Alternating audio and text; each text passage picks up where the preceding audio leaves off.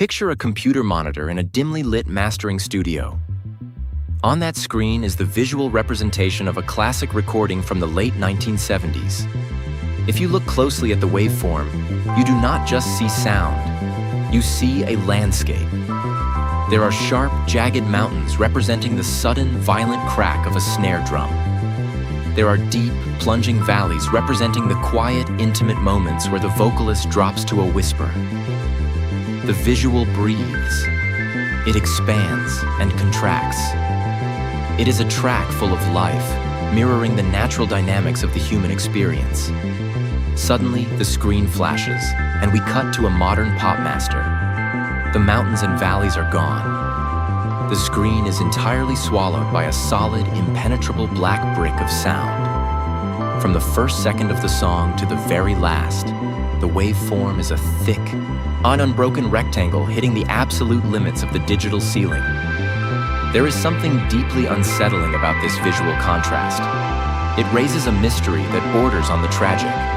How did our relentless, decades-long pursuit of perfect, high-fidelity audio turn into a brutal arms race?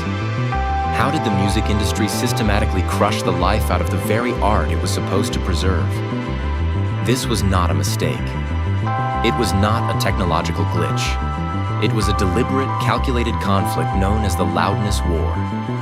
And it pitted the natural beauty of dynamic sound against a suffocating, manufactured wall of noise. To understand how we arrived at this sonic wasteland, we have to rewind the clock to the late 1980s, right at the dawn of the compact disc era. For decades, Soda audio engineers had been fighting a desperate battle against the physical limitations of analog mediums. Vinyl records had surface noise, pops, and physical constraints on the low end. Cassette tapes were plagued by a constant high-frequency hiss. To overcome that background noise, engineers had to keep the music relatively loud, but they were always fighting a delicate balancing act. Then came the CD. It was marketed as a miracle. Perfect sound forever. The compact disc offered a digital noise floor so incredibly low that it was, for all practical purposes, absolute silence. You could have a pin drop in the recording, and you would hear it with crystal clarity, without any tape hiss masking the detail. The irony of the compact disc is profound. With its massive dynamic range of 96 decibels, it was supposed to be the ultimate blank canvas. It was a format that finally allowed for the quietest whispers and the loudest orchestral crescendos to exist on the same album without compromise. But human nature, combined with corporate greed, rarely leaves a blank canvas alone. Instead of a canvas, the flawless silence of the CD quickly became a battlefield. In the early 1990s, a shift occurred. We enter an era where technology provided a new weapon that permanently changed the rules of the game. To understand this weapon, we need to look at digital limiters, specifically a piece of software released in 1994 that altered the course of music history. The infamous Waves L1 Ultra Maximizer. Before the L1, making a track louder meant simply turning up the volume dial.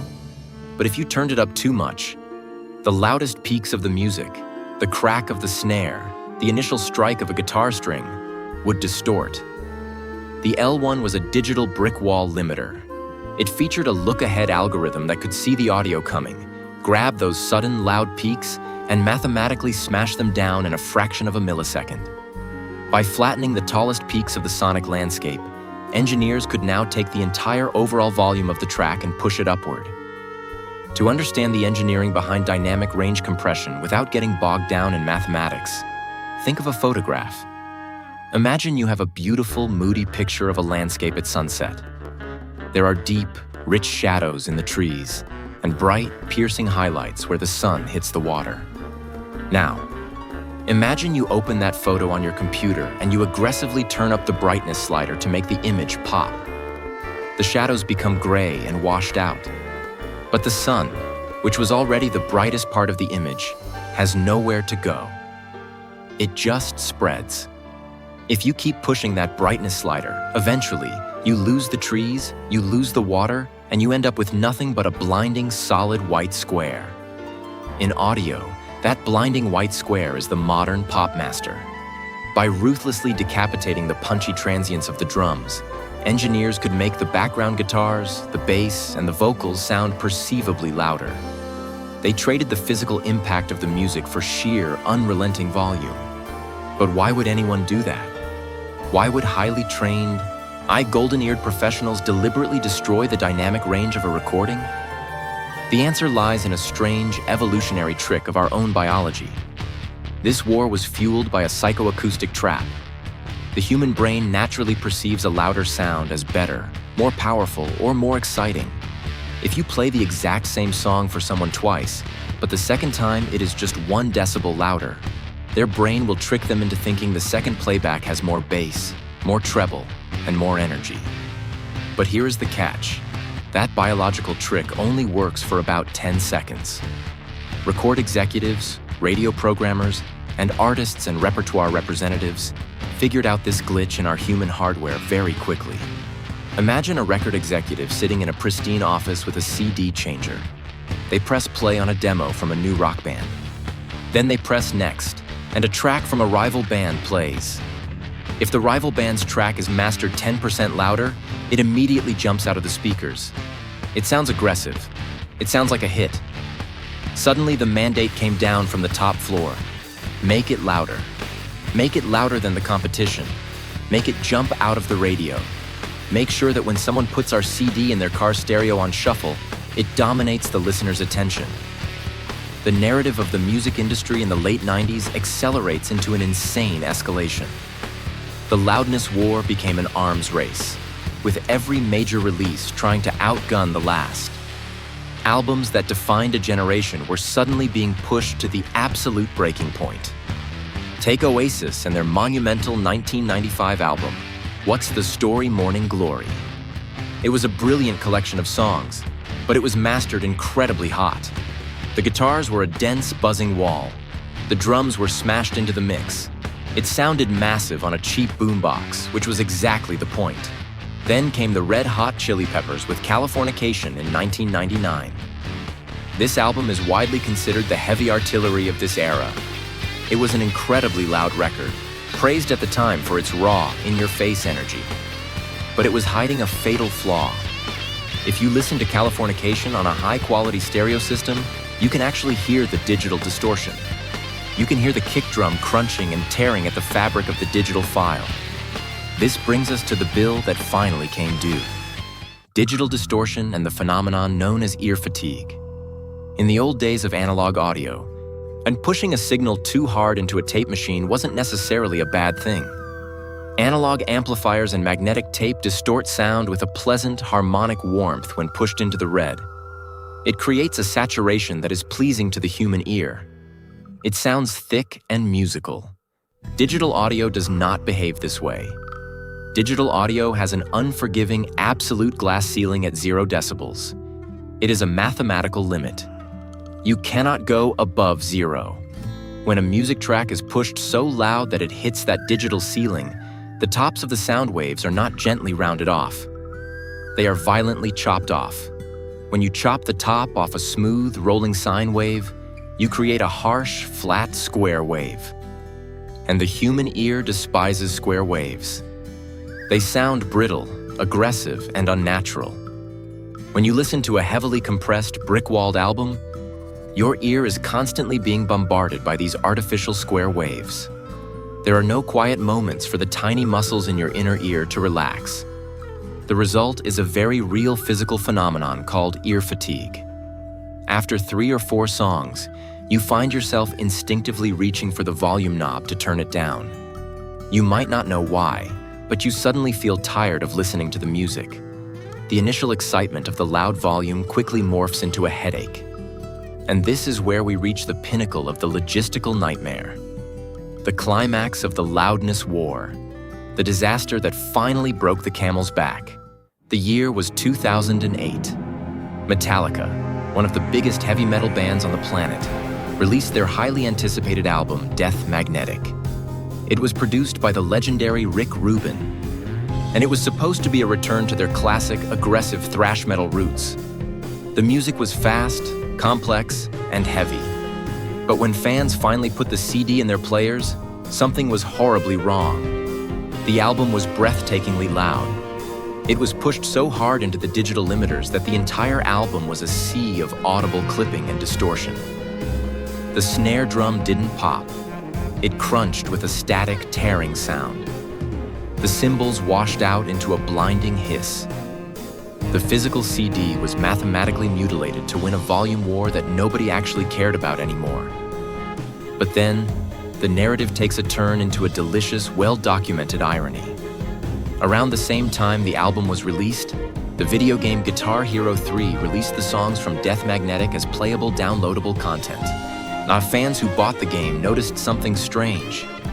The songs in the video game sounded amazing. They sounded heavy, punchy, and clear. The internet exploded with comparisons. How could a video game sound infinitely better than the physical CD released by the band's record label? The reason was purely technical. To make a game like Guitar Hero work, the developers require the uncompressed, separated tracks, the stems, of the song. They need the isolated guitar track so they can mute it if the player misses a note. Because the game engine mixes the audio in real time, the developers received the audio files before they were sent to the mastering engineer to be crushed into a black brick. The video game had the dynamics intact. The CD did not. Fans were furious. They started online petitions demanding that the album be remixed and remastered. They illegally ripped the audio from the video game, created their own Guitar Hero mixes, and distributed them online, simply so they could listen to the new Metallica album without getting a headache. It was the ultimate exposure of the industry's hubris. Bean counters, label bosses, and A&R men had prioritized absolute volume over musical integrity, forcing highly skilled mastering professionals to ruin the very art they were hired to protect. The mastering engineer for Death Magnetic later admitted that he was simply following orders. The band and the management wanted it louder than everything else on the market. We now enter the final act of this tragedy, exploring the permanent scars left behind on modern music history. The most frustrating thing about dynamic range compression is that it is a destructive process. You cannot uncompress a crushed master. Once those peaks are mathematically chopped off, the data is gone forever. You cannot run it through a reverse plugin to get the punch of the snare drum back. It is exactly like trying to unbake a cake. Because of this, an entire decade's worth of incredible music, albums from the late 90s and 2000s, are permanently stained. They exist in a compromised state, victims of an era where executives chased a 10-second psychoacoustic illusion at the expense of long-term listenability. This realization has led directly to today's collector's market, fundamentally shifting how audiophiles consume music. There is a massive, thriving underground market of collectors who hunt down early, unremastered compact discs from the 1980s. These early pressings, often identifiable by their stark, simple label designs, were manufactured before the L1 limiter existed. Audiophiles now treat these early CDs like sacred relics.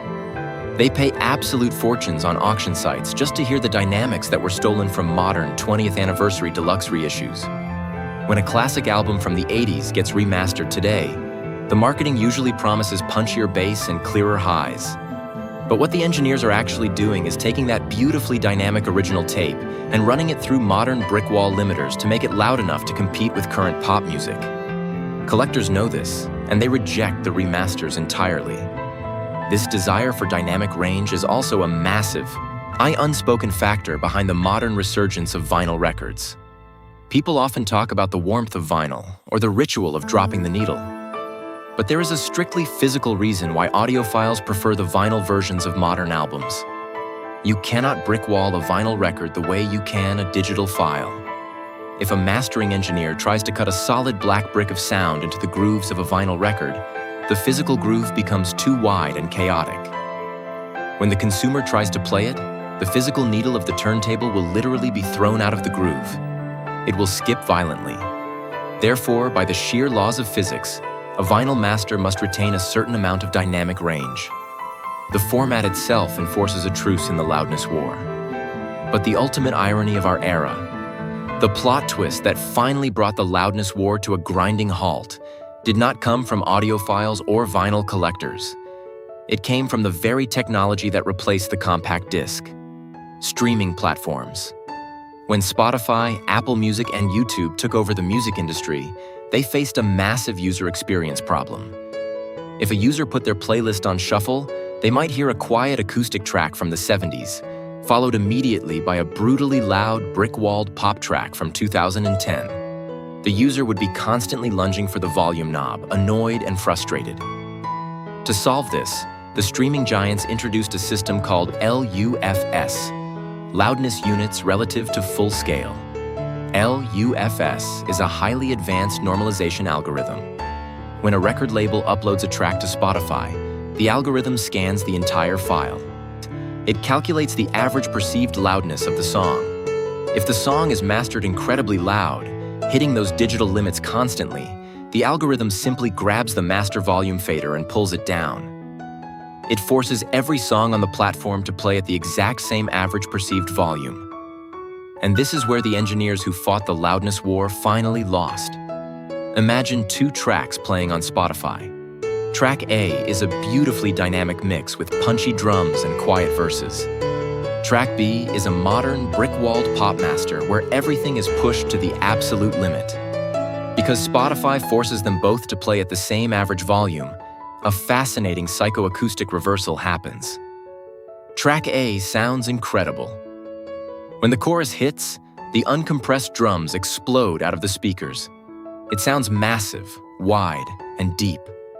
But track B, the brick-walled song, has been mathematically turned down by the streaming platform. Because all of its transients were decapitated in the studio to make it loud, it now has no punch left. It just sounds like a solid, flat block of noise playing quietly.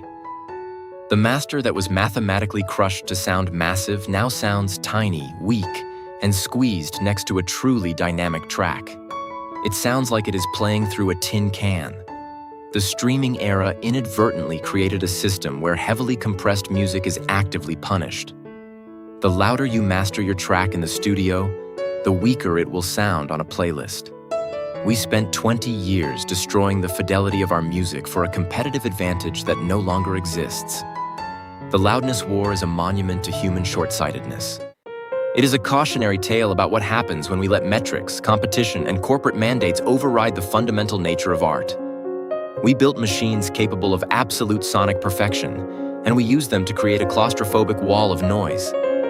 But there is a lesson buried in the rubble of those distorted albums. It is a reminder about the true soul of music. Music is not just about the notes that are played. It is about the space between the notes. It is about the contrast. You cannot have light without shadow, and you cannot have a massive, earth-shattering chorus without a quiet, vulnerable verse to precede it. Real impact is never found in a constant, unrelenting wall of noise. It is found in the dynamics. It is found in the moments of silence, the deep breaths, and the quiet pauses that allow the loud sounds, when they finally hit, to actually matter.